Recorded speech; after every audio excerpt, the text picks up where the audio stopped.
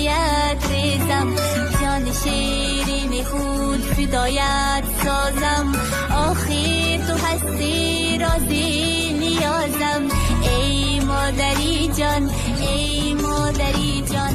مونس و مهربان غمخوارم، هستی تو جانم را مدارم. ای گلی لاله بهارم، ای مادری جان ای مادری جان. مونس و مهربان غمخوارم، هستی تو جانم را مدارم.